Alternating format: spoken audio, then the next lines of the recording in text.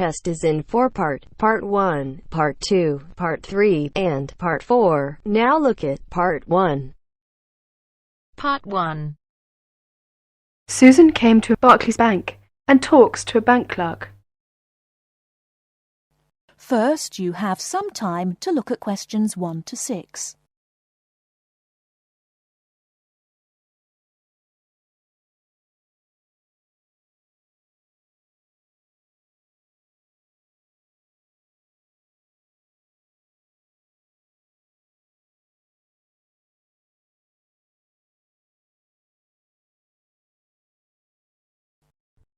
Listen carefully and answer questions 1 to 6. Good morning. What can I do for you? Good morning. I'd like to open a bank account. What kind of account do you want? I'm not quite sure. I'll be a college student. I simply require a safe place to keep my money and easy access to it. Can you recommend an account for me? All right. Do you get a grant? No, I will be supporting myself. I see. You could open an instant account. What's an instant account? Basically, it's an interest account.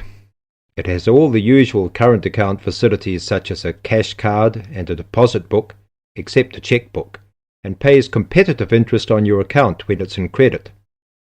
There are 2 levels of interest for this account. If your balance is up to £500, the interest is 5.25%.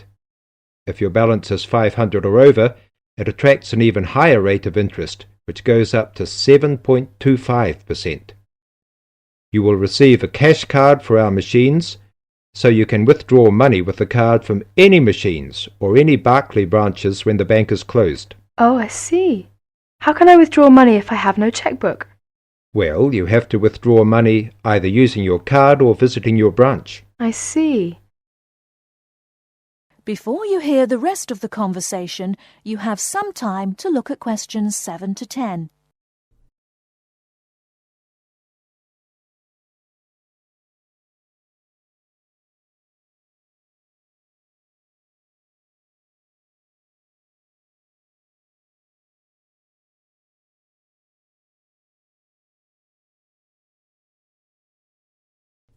Now listen and answer questions 7 to 10. How can I find out how much money I have in my account? You can ask your branch and tell them how often you would like to receive your statement, which provides you with a permanent record of income and expenditure. It will show every transaction on your account and the balance remaining at the end of each day. You can also use your cash card to check your balance. That's fine. I think I'll open an instant account. That is the end of Part 1. You now have half a minute to check your answers.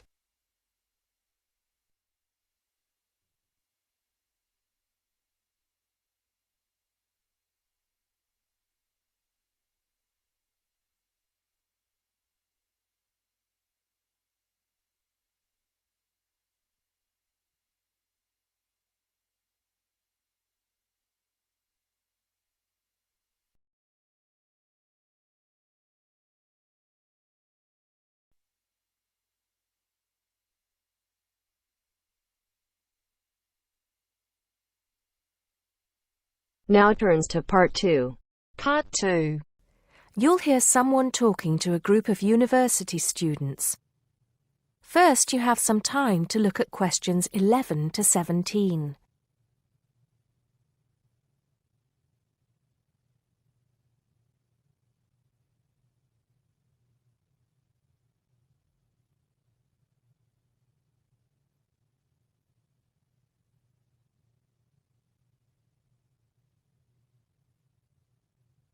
Now listen carefully and answer questions 11 to 17. Good morning, everybody, and welcome to Upton University. I hope you are settling in and beginning to find your way around. I know how confusing it can be when you start life at university, and that's why we have Freshers Week to help you find your feet. Before I go any further, I should perhaps introduce myself. My name is Sally Jackson, and I am the Secretary of the Students' Union, which has organized this week of events for you. You will usually find me in the office on the first floor of this building when I'm not attending lectures. Anyway, down to business.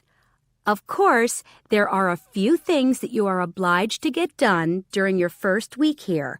But once you've opened a bank account, if you haven't got one already, seen your director of studies to discuss which courses you are going to take, and signed up with a doctor, there will be plenty of time left to enjoy the events we have arranged for the week. And have we got a lot lined up for you? Throughout the week from Monday to Friday, every morning starting at 10 a.m., there will be orientation and welfare events. These will include tours of the campus, which, as you have probably noticed, is the size of a small town with 9,000 residential students, as well as sessions on developing study skills. We also have tours of Upton itself arranged for you, with a bus leaving from outside this building every afternoon at 5 o'clock. There are a number of interesting things to do and see in and around Upton, so you can expect visits to the castle and museum as well as the popular Ghost Walk. You'll need to sign up for this one, as numbers are limited. Just put your name on the list on the notice board in the entrance lobby. An important event is scheduled for Monday, that's the day after tomorrow, when we will be holding the academic fair. This is an opportunity for you to speak to students and academic staff about the courses that are on offer. The academic fair starts at 1 o'clock, by the way. There are a couple of other fairs that I think will interest you. First of all, we have the Societies Fair on Tuesday the 16th, which I think is an absolute must. You might not believe it, but the university has over 150 societies and sports clubs you can sign up for, so you are sure to find something of interest to you. That also starts at 1 o'clock, and it will be here in the Union Building. Also in this building is the Trade Fair on Wednesday from 2 until 5 in the afternoon. This one might sound a bit strange because you will find a load of banks and other businesses here trying to get your custom.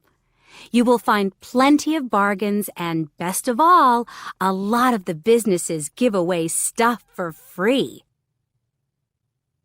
Before you hear the rest of the talk, you have some time to look at questions 18 to 20.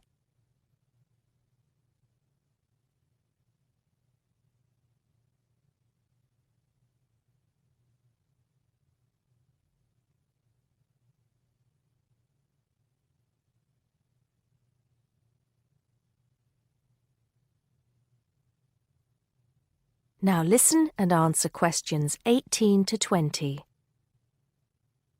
We've also got a great entertainment program lined up for you, starting tonight with our welcoming party.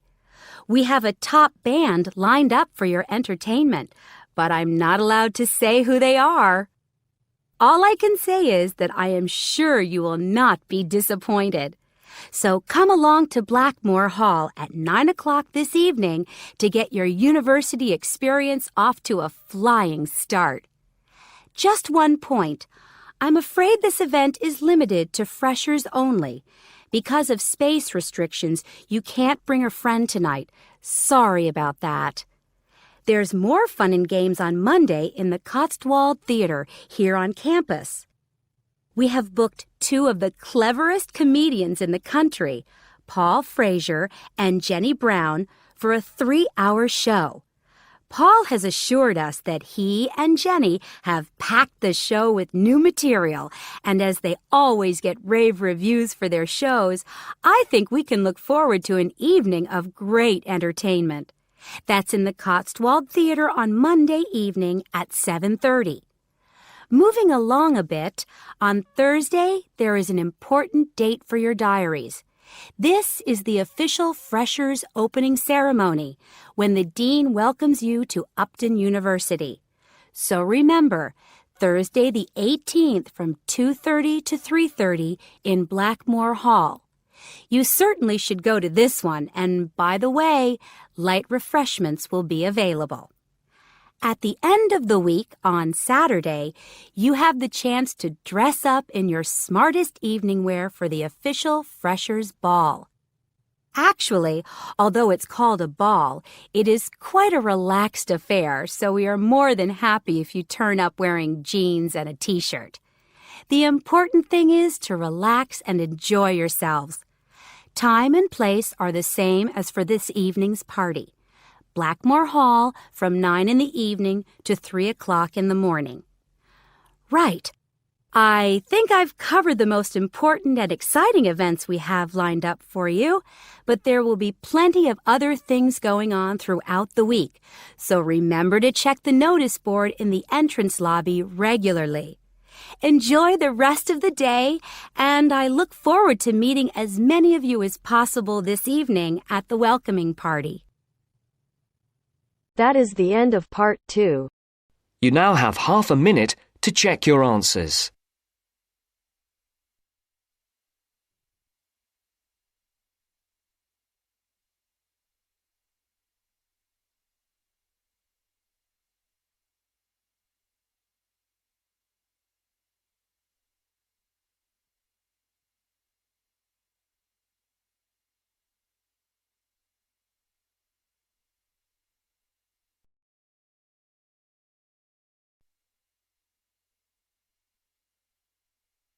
Now turns to part 3. Part 3. You will hear a tutor and 2 students discussing the best ways to study. First, you have some time to look at questions 21 to 25.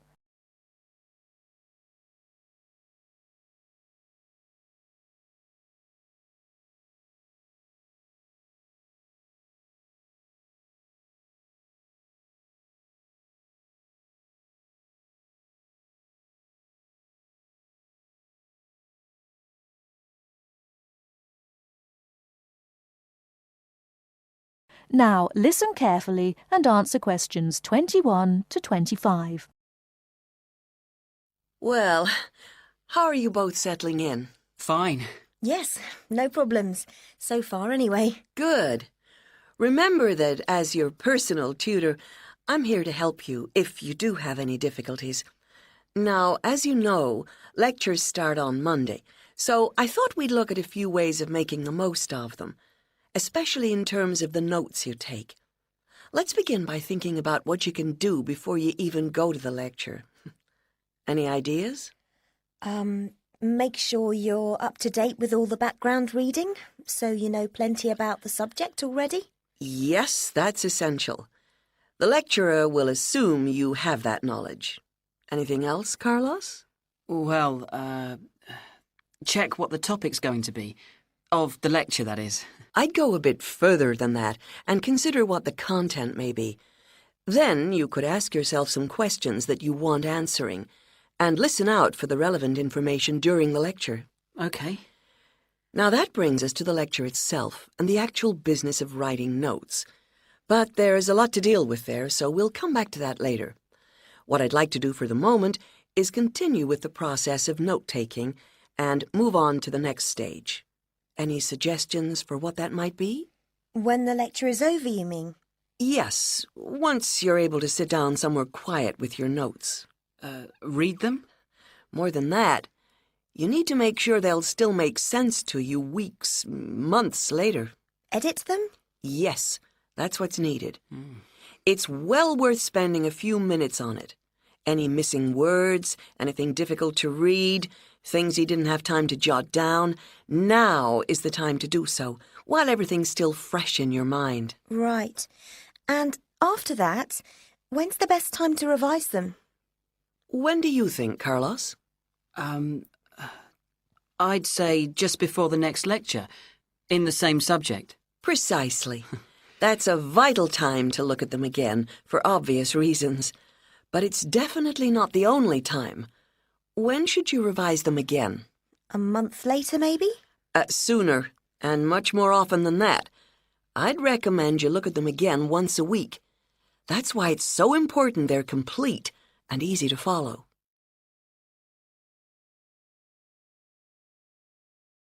Before you hear the rest of the talk, you have some time to look at questions 26 to 30.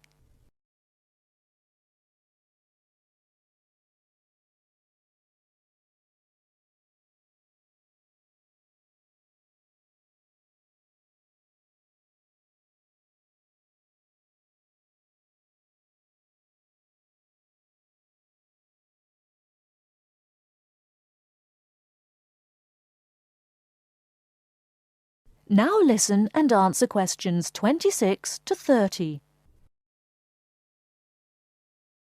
Right. Let's go back to note-taking and begin with the basics before the lecture has even started. What should you do when you walk into the room? Get a good seat, at the front if you can, where you can hear clearly and avoid distractions. Yes, though obviously others will have had the same idea, so it's as well to get there a bit early. So, when the lecture's underway and you're busy jotting things down, what should you try to ensure? That you're getting all the main points. And what if you don't catch something you know must be important? I'd leave a space. Then I could check it later, perhaps by asking a question at the end and fill it in afterwards. That's an excellent way to deal with it, yes.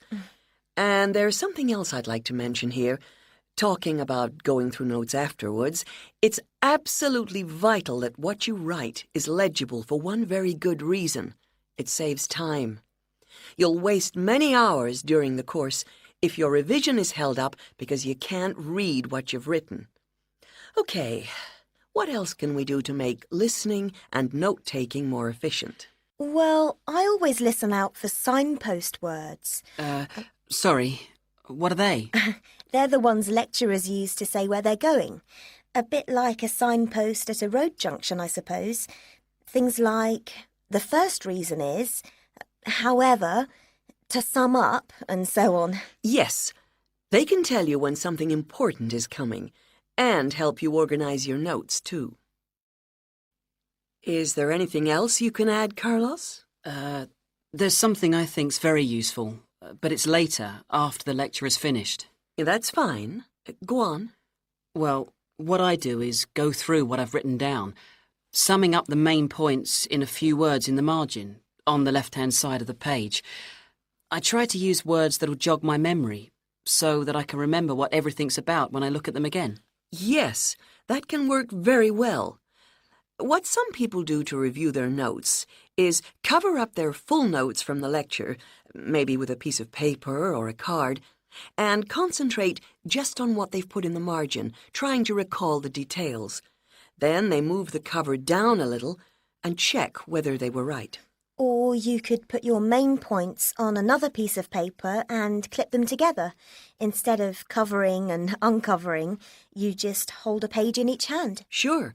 It's down to personal preference, really. Everyone has their own learning style. That is the end of part 3. You now have half a minute to check your answers.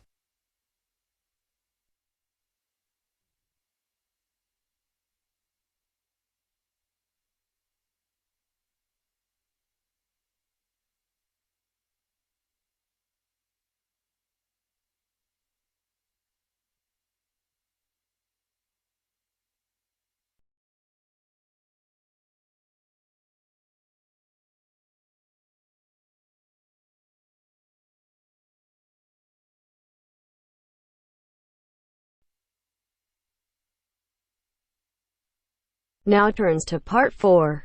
Part 4. You will now hear a speaker talking about student loans. First, you have some time to look at questions 31 to 40.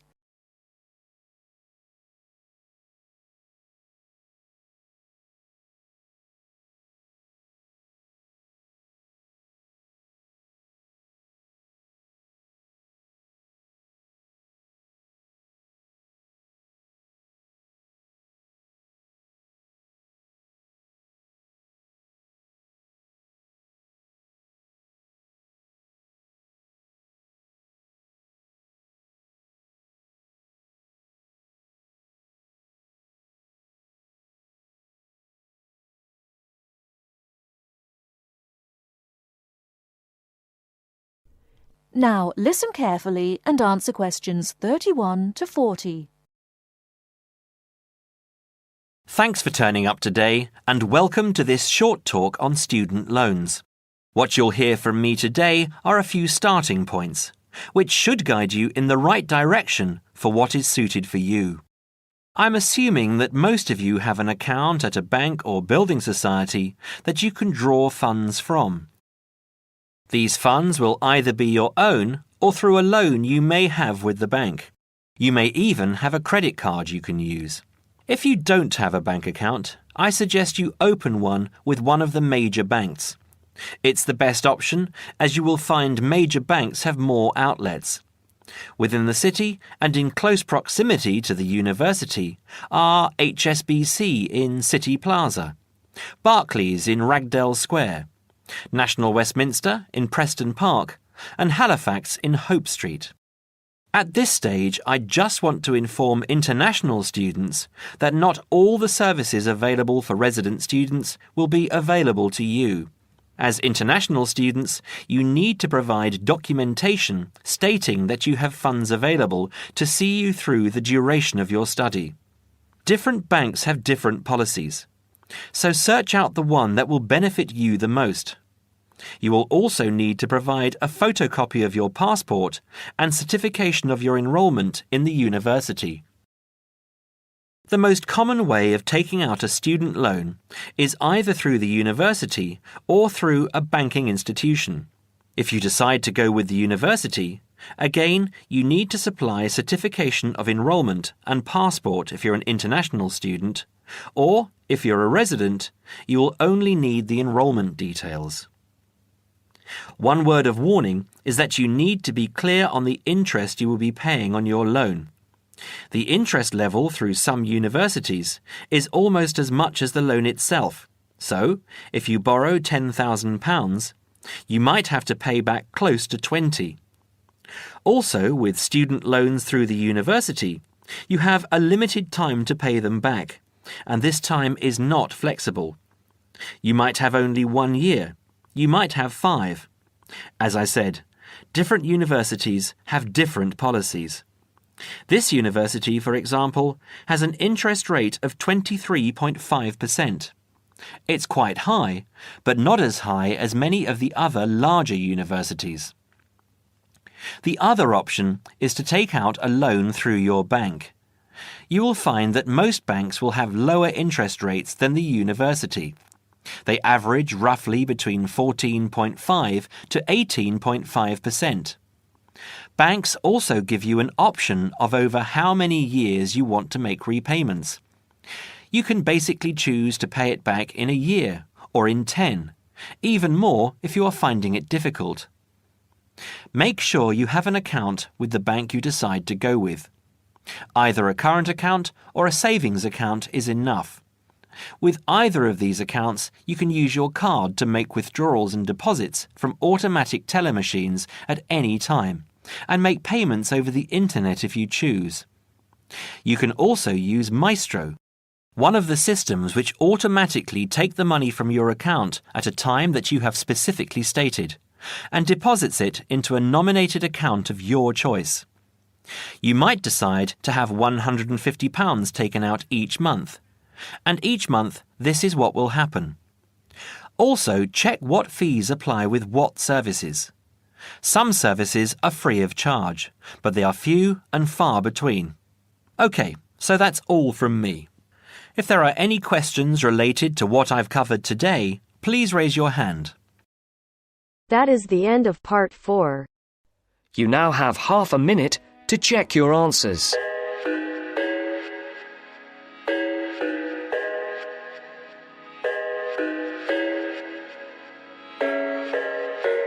I thought I had it figured out, believed in us, we were meant to be, no doubt. A teenage love, everybody else could see the way we were, living in a fantasy.